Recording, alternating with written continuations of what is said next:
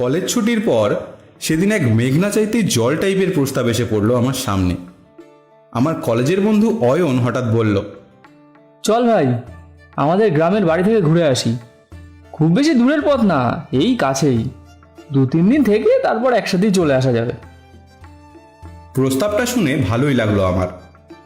এমনিতেও অনেকদিন কোথাও ঘুরতে যাওয়া হয়নি, তা এক প্রকার ভালোই হলো। আমিও চটজলদি রাজি হয়ে গেলাম। আরে ভাই, আগে বলবি তো, অবশ্যই যাব। যথারীতি শুক্রবার কলেজের ক্লাস শেষ করে বিকেল বিকেল রওনা হলাম আমরা দুজন মিলে।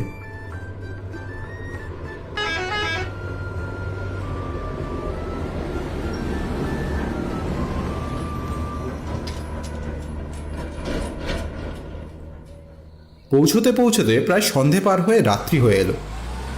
বাস যখন আমাদের নামিয়ে দিল ওদের